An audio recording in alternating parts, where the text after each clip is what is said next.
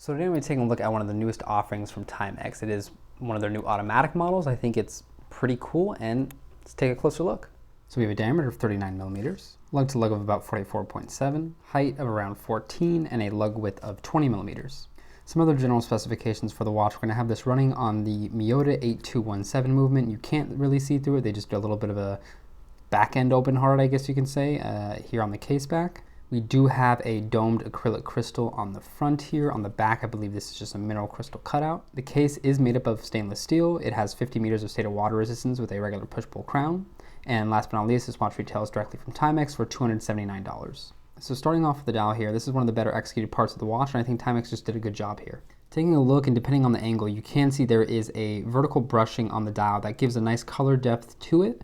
It goes from a deeper, darker, blackish, maybe charcoalish gray to a much more brighter, softer gray, depending on the angle. It does have a couple tones within it, some darker and lighter shades of gray, and it really comes to life depending on which angle you hold it at. And I think it is a pretty dynamic dial and a texture or dial technique that I do really like to see used because it does lead to this very interesting color shift. The watch is very legible. We have a full array of Arabic numerals here, a Rhodes track on the outside, and dots here every 5 minutes, or really squared dots, I guess you could say. To note, those dots on the outside are lume filled, so they are such a small area to where it's not super visible and it's not super useful, but at least it is included for legibility purposes, and they didn't just put it on the hands. I do really enjoy how pure white that text is. It contrasts really nicely and just looks very crisp. We also do have very minimal text here on the dial, just Timex, automatic, and Marlin at the very bottom here at 6 o'clock. I could have maybe done without automatic, like people probably know it's automatic. They're buying it because it's automatic. Or at least putting the automatic maybe at the bottom with Marlin to kind of offset the fact that this 24-hour scale is there. But as it stands, it's not bad, and I don't mind it. We do have these very thin, very small, I guess you could say sword-style hands. And to me, they are, although legible, I don't think in perfect harmony with the rest of the dial design. I would have preferred them to be a little bit thicker, and the fact that they went with such a legible tone for the numerals themselves, I think the hands should be a little bit more legible than they are. The 24-hour scale, while not completely useful here, I do like how they went with a separate finishing here, this more sunray pattern, and they added the red hand.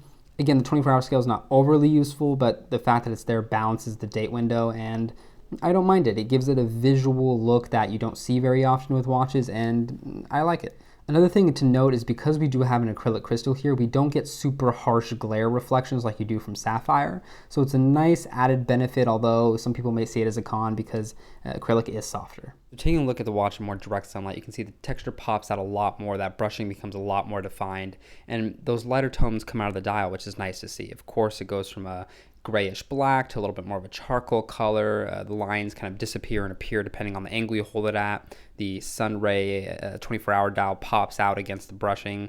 It is a very dynamic dial, especially for the price point, and it's nice to see.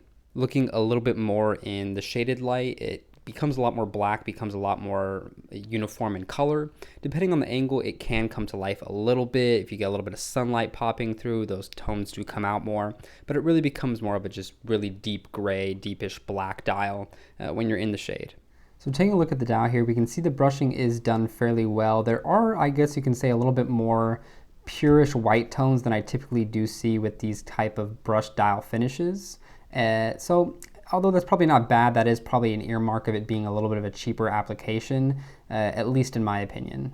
But with that being said, you do see the nicer grayish, blackish tones, which really stand out. One thing I will say too is if you hold it at an angle like this, you can see like those 4 or 5 lines that are pure white that really streak down the dial vertically, and they seem a little too, I guess, apparent or manufactured, or it's like we're seeing a little bit through the texture itself.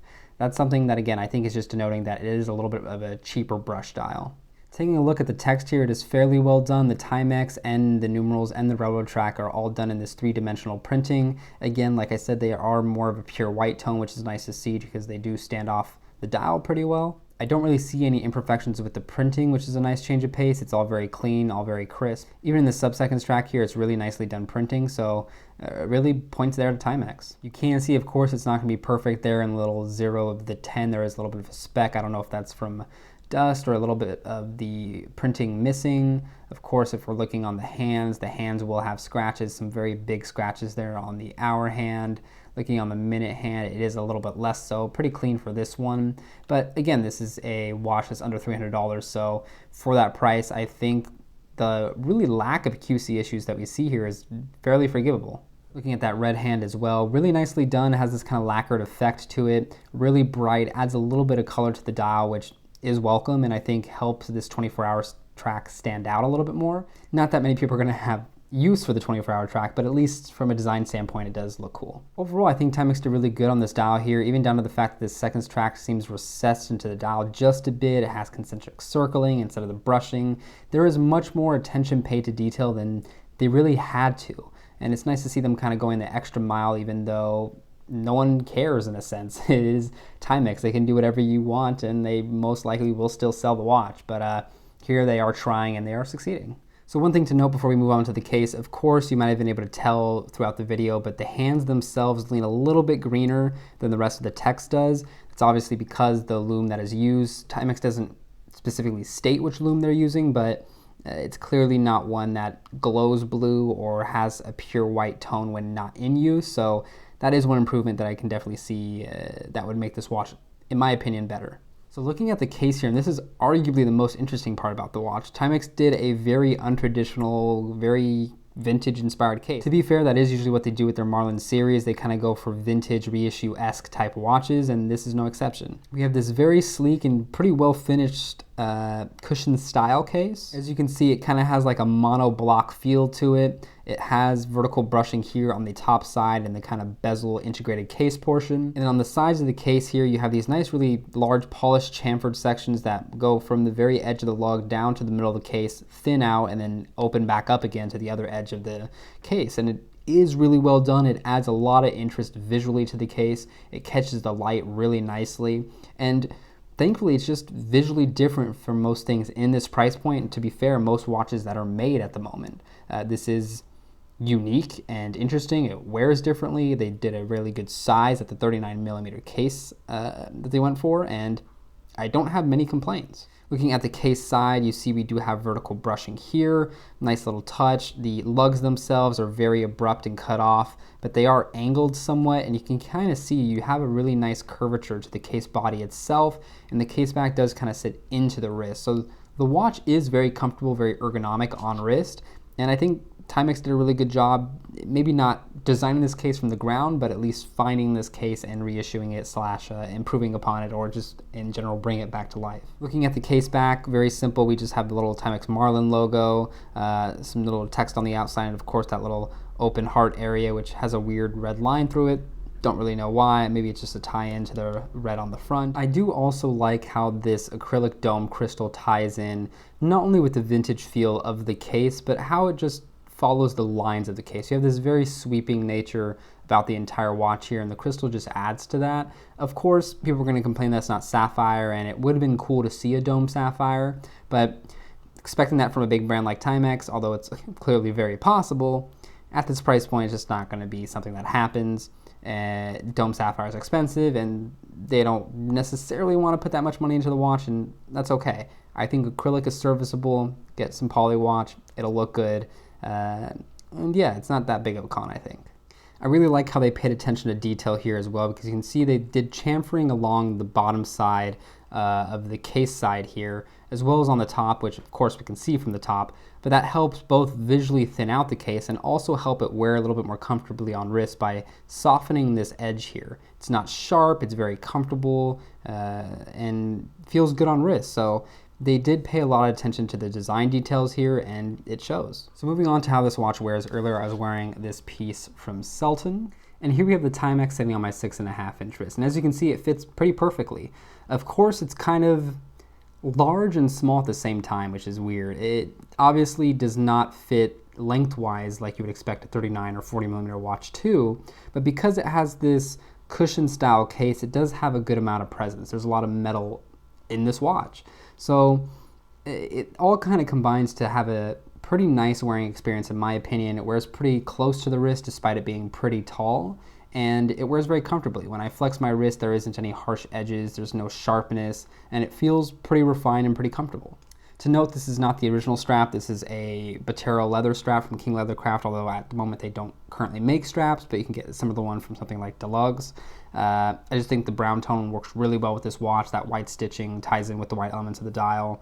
The watch does come on just a standard black Timex strap, which is this guy here, which obviously color tone wise works really well, and putting it on a similar black strap would look really good, but this is a very kind of thin, cardboardy, unimpressive style strap, so I'm not even going to bother with it.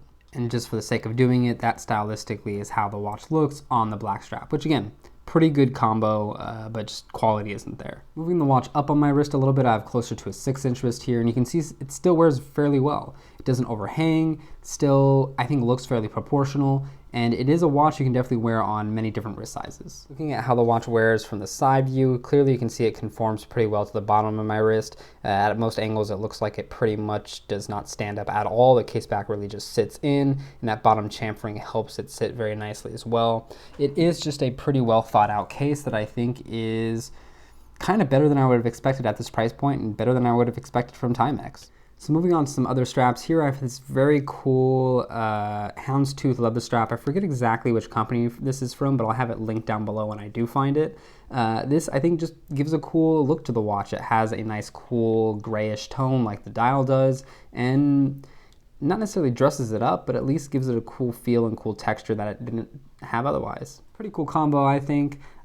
Pretty comfortable, I think looks good with the watch, and because you have this grayish black dial, you can put it on pretty much any strap. To exemplify that, here is this really interesting green strap from Has No Bounds. Pretty cool strap, pretty cool company. I really like the subtle tones that come out in this strap as you move it around. When you put this watch on this strap, it kind of feels very much like Ward adjacent. It has those type of tones and colors and feels almost vintage, or I guess even more vintage in that respect. And there we have it on wrist. Not too bad in my opinion. I do think because this is a thicker case body, it doesn't work as perfectly with really big tapers on straps. This goes from 20 to 16, which typically does look pretty good, but I think 20 to 18, 20 to 20s look a little bit better on this kind of case body. And lastly, we have the classic white Archer silicone strap. Looks great on this watch, really matches the white tones on the dial, super comfortable, and again, because it's a 20 to 20 taper, or really 20 to 20 lack of taper, it does, I think, balance the watch head pretty well. I think you can see what I mean by it being really balanced by this non-tapering strap. Looks pretty good color-wise, really comfortable. I think if you get this watch, there's no reason you shouldn't try out this strap because it's pretty affordable and definitely changes up the look and is also much better feeling than the original strap. So taking a look at the watch Lume here, obviously it's kind of the last thing they thought about. It actually looks better on camera than it does in person.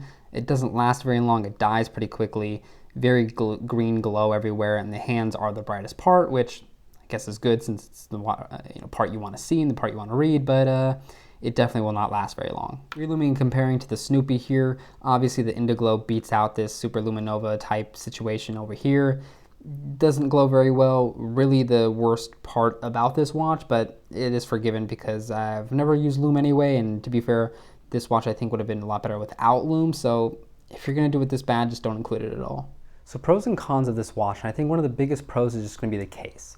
I like that they went with a 39mm case size. They didn't go 40, they didn't go 41, they didn't oversize it, and it's really nice to see. It is already a larger surface area on the wrist because it is a cushion case, so although it's 39, it has presence, and I didn't think they needed to add any more presence to that watch. I also think the finishing and the choice to do a lot of that high polish on the side-ish, chamfer-ish side of the case worked really well. It looks pretty premium, it's done fairly nicely, and I really have no complaints about it. The next pro I will say is the dial. I think all the elements are done pretty well. The indices, I mean, I could have gone without the date window, but it's there. The 24-hour track adds a nice little breakup to the dial and a nice extra finishing point, and I think it's just executed pretty well. And lastly, the texture does add some interest to it. Not only does the brushing really add color depth to it, but it just looks more interesting than a plain colored dialed watch. My last pro will really just be the price. I think at under $300, you're getting pretty good value. You're getting a case shape and design that I think is pretty unique in this price segment and in watches of the modern era at the moment. And it has elements that I think are executed pretty well. The dial, the crystal, the way the crystal combines with the dial, the way the case shape wears, it all is a pretty cohesive and compelling package. So moving on to cons, and my only real major gripe with this watch are the handset that they chose. It's a little bit too thin, it's a little bit too, in a sense, a quartz watch manufacturer making an automatic watch. It's a mistake in the aspect of they've gone for really thin hands that, in a sense, maybe are used to being powered by quartz movement and then just slapping automatic movement on it, and it doesn't translate perfectly. They should have gone for a larger handset, a little bit more robust, a little bit more legible, and it would have made the watch, in my opinion, look a lot more premium than it does at the moment. My next con will just be the lume. It's pretty poor, doesn't last very long.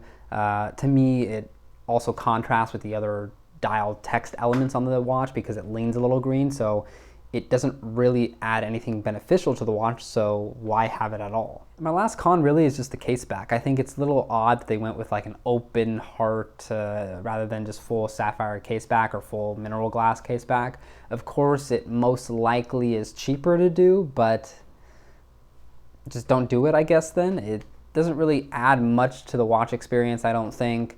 You see a little bit of the balance wheel going, but that's about it. I just think they could have executed that a little bit better. So final thoughts, and I actually really enjoy this watch. I think from the website, I had an idea that it would be fairly good, but in person, it is great. It's a nice watch, and I think pretty deserving to exist in the Timex catalog. I really am enjoying Timex coming out with more and more automatic offerings that are offering great value, relatively affordable ways to get into automatic watches, and arguably still good pieces. It isn't just slapping an automatic movement in the Timex Weekender and calling it a day. It really isn't a cheaply made or cheap looking product. I think the quality of the dial, the quality of the case finishing, the quality of the case shape and feel on the wrist are all deserving the price point, or if not, of a higher price point. So Timex designed a really good watch here, and if they make a few tweaks, this can be a really good and I think important series for the brand. I really enjoyed my time having hands-on with this watch. I think it is much better than I expected it to be, and I think if you have any interest in it at all, you'll probably find the same. Anyway, those are just my thoughts. Thank you as always for watching the video, and I'll see you in another one.